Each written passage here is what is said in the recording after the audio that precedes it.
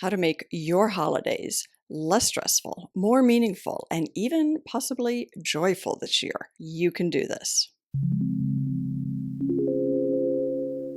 And I'm not saying everything's going to be perfect because accepting that things are not going to be perfect is going to be one of my suggestions.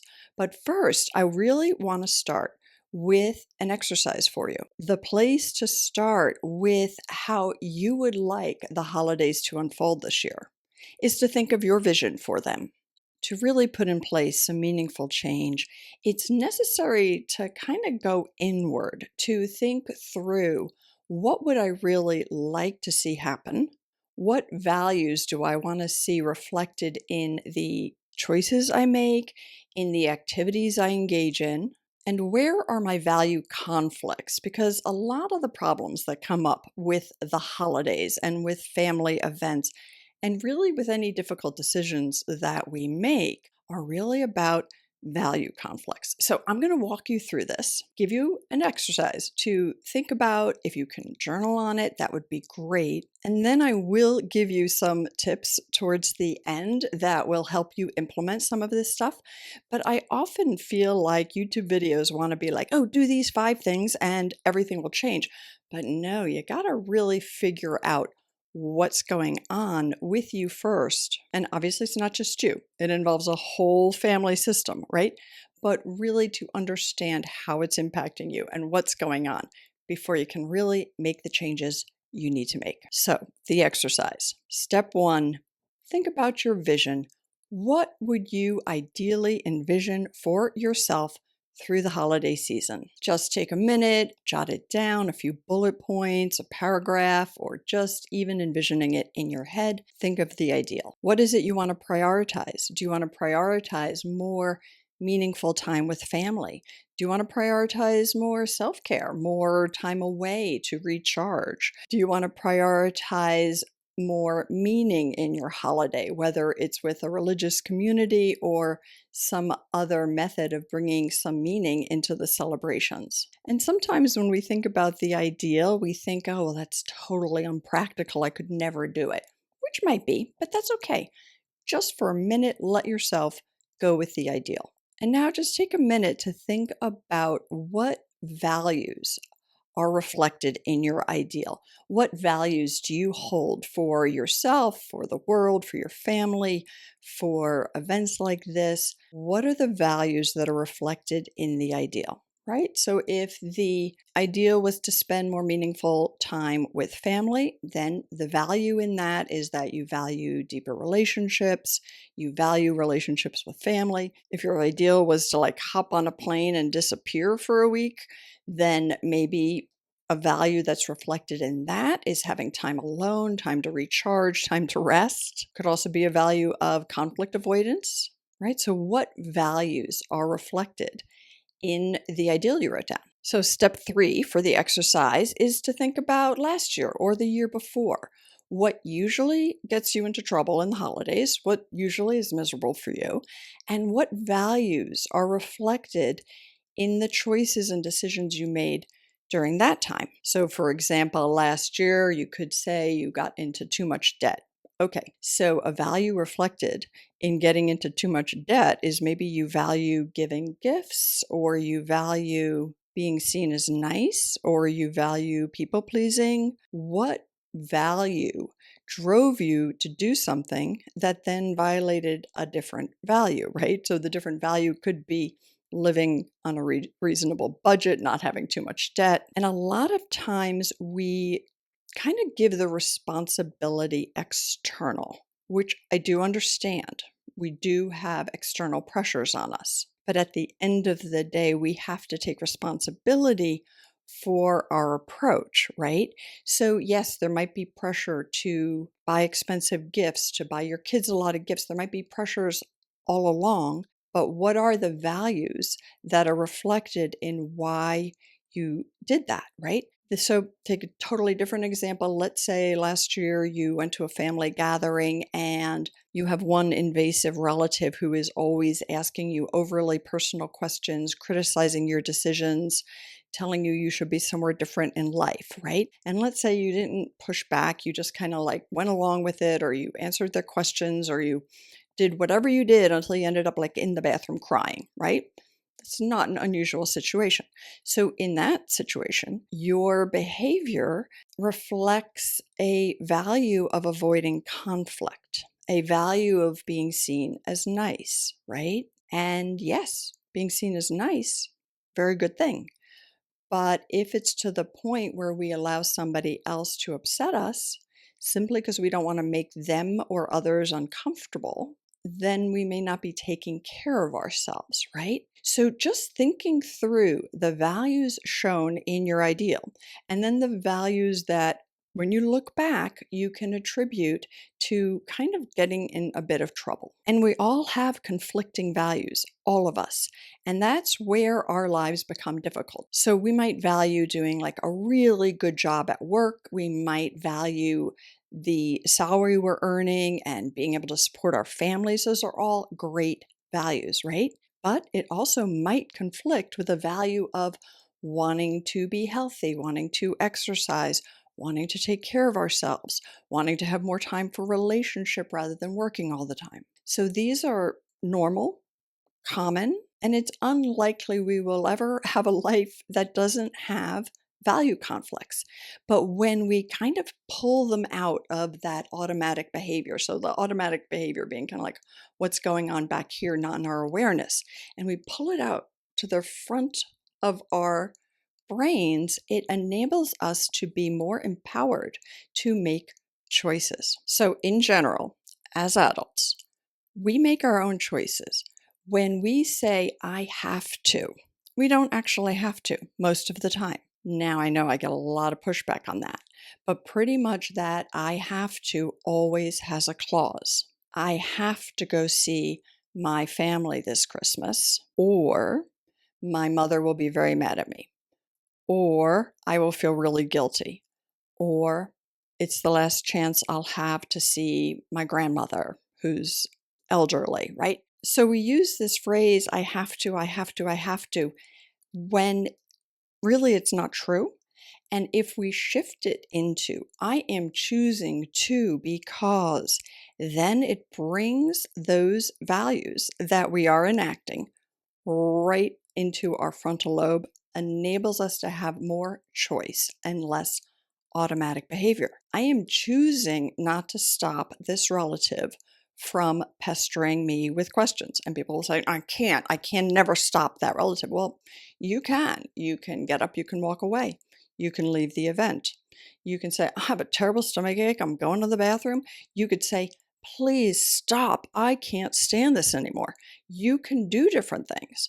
Will it make things uncomfortable? Maybe. But often the people who are like, and this is going to tie to boundaries, which I'll talk about a little bit later, but the people who are crossing our boundaries, they don't really worry about making things awkward for people, right? They don't really notice or care or have the insight to know what they're doing, or maybe they do. I don't know. But we don't speak up because we don't want to make things awkward. But if we do speak up, we're actually not the ones making things awkward. The other person is still the one who created the awkward situation. So we don't like conflict, so we don't do it, or we don't want to make things awkward. But that is a choice. It really is. Now, again, there could be a lot of pushback on that because we are definitely trained from a very early age how to respond in these situations. And yes, all of us, every single one of us has been impacted by 1,000 different people and societal pressures and experiences in our lives. And we're formed by all sorts of things. It's not all like, we don't accomplish everything that we do accomplish is not 100% ours. And the mistakes we make, not 100% ours. So we are all interconnected, right? But the more we can take responsibility and empower ourselves to acknowledge what we can and cannot change, the happier we will end up being and the better our relationships will be, actually. Okay, so in this exercise, you have your ideal. You have the values reflected there. You have what usually gets in your way and the values reflected there. So you have now identified your value conflicts. So, knowing your values and your value conflicts, you can come up with a plan. I want to come back to the one example I gave, that if your ideal is that you get on a plane and you go by yourself to the Caribbean and you say, yeah, but I could not do that. I have to be here, right? Even there, depending on your financial situation, you could do that. You do not have to go to the events, but you value being part of a family. You value the relationships enough to make an effort that may not seem always worth it, right? We do. We make an effort for other people around the holidays, and sometimes we're not really sure it's worth it, but we still value the family connection. And if those values were not there, you would get on that plane and you could do it, right? So I'm not saying like think of this ideal and then just sort of go for it, because in some ways it's actually not the ideal, right? Let me know if that made sense. Might have been a little convoluted. But in any case, the other thing about our ideal scenarios is very often in our ideal scenarios, other people behave better, right? Other people do what they're supposed to do. They don't put pressure on us, or they consider our feelings or our energy, or they help out. So in our ideals, other people are different. We can't do that, right? But we can still look at that and think through, what can I do given the situation? And this is going to tie to one of my suggestions in the last half of this video about expecting the expected from people, right?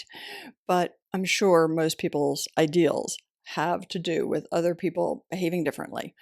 And that's probably one reason we will never achieve our perfect ideal. But we do have to accept the constraints around us and then figure out what will make me happy, right? And it doesn't have to be only me happy. It could be like, what's the best thing for me and my spouse, or me and my kids, or like my small family unit, or whoever. We care about other people. So let's say you would just avoid the holidays altogether if it wasn't for your dad, who you really care about and you really want to be there for him. Well, that is part of your values, and that's the reason you're doing it.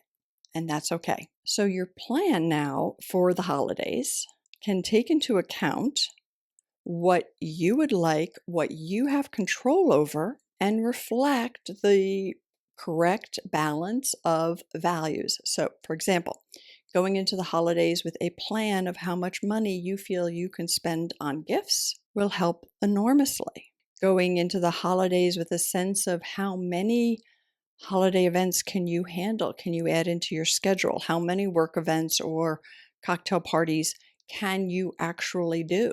Because you want to balance staying part of a community, doing what you need to do for your work, but also getting some rest, having time to do other things, spending time with those the most important to you, right?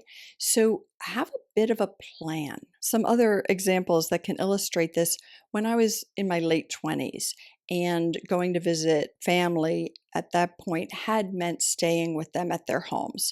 And I got to a point where I realized that doesn't work very well, because I have a pretty strong introverted side. Like, I'm kind of balanced introvert, extrovert, but I really need the recharging time. And staying, whether it was with my family or my spouse's family, I wouldn't get that, right? People would be around all the time.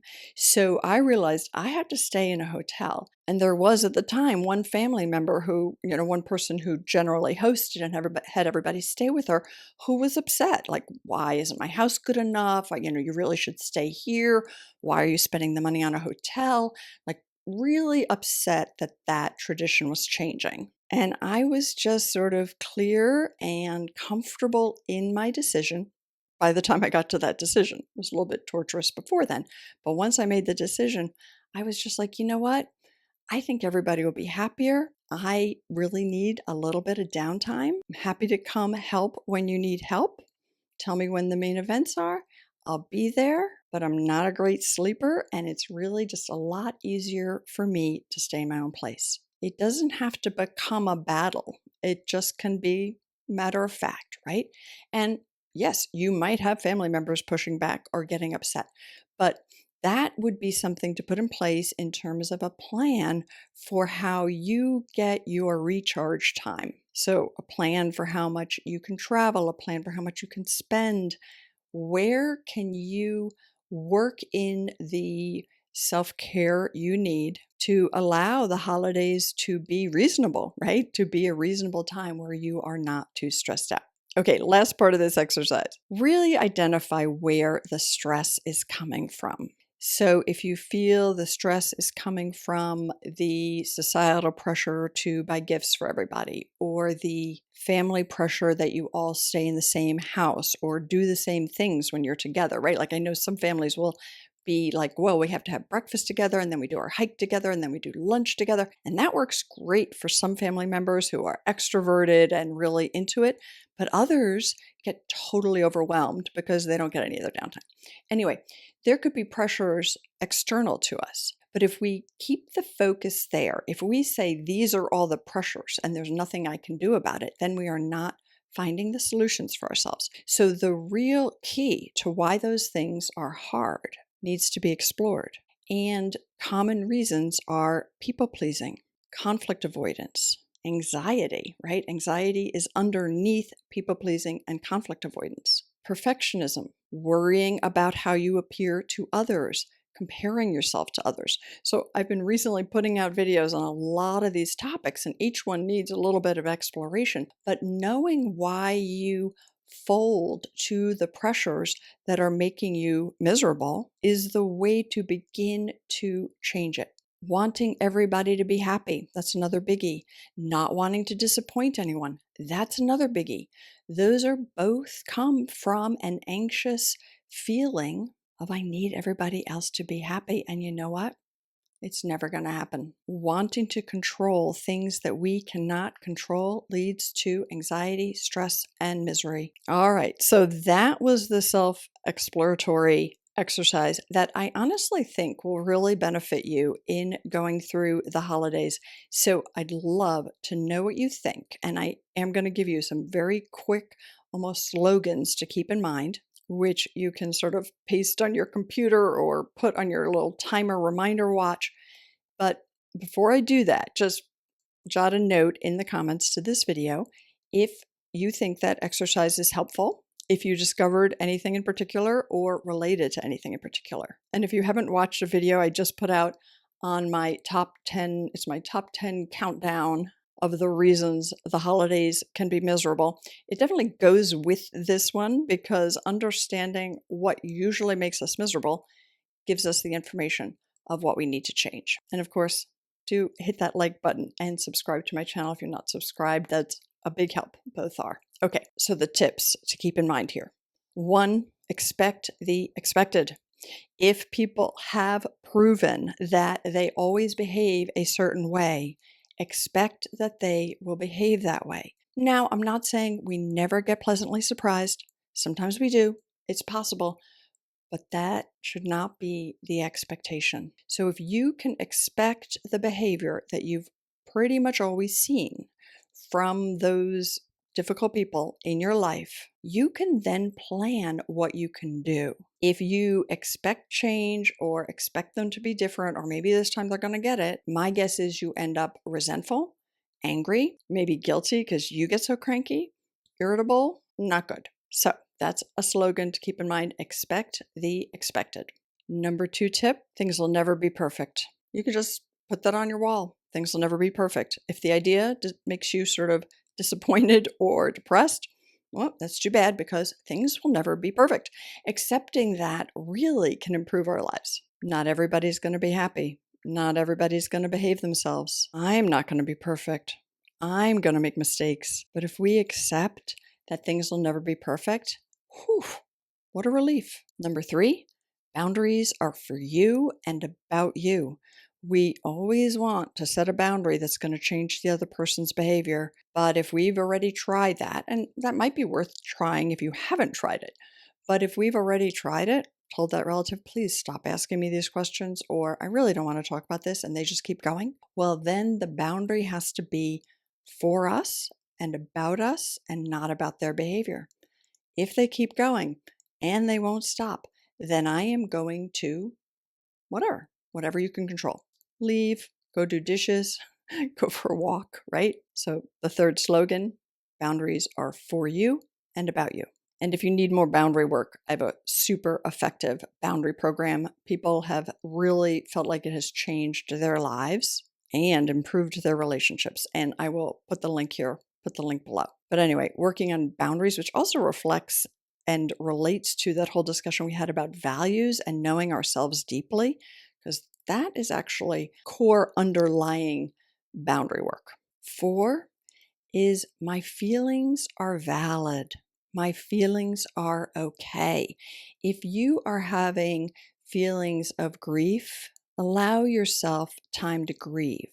If you are having feelings of sadness in the midst of a family gathering where you feel like you should be happy, instead of criticizing yourself for having feelings, allow your feelings to be. Now, this again is a much bigger topic, but simply acknowledging and validating your feelings and knowing you're allowed to have them, whether anybody else agrees or not, you're allowed to have them. And 5, joy happens in the moment. Joy happens in mindfulness. It happens in those small moments of really being present, not worrying about what other people are thinking or what other people are doing, not worrying about how we're talking or acting or behaving, but really being mindfully present, aware of our sensory experience, right? Like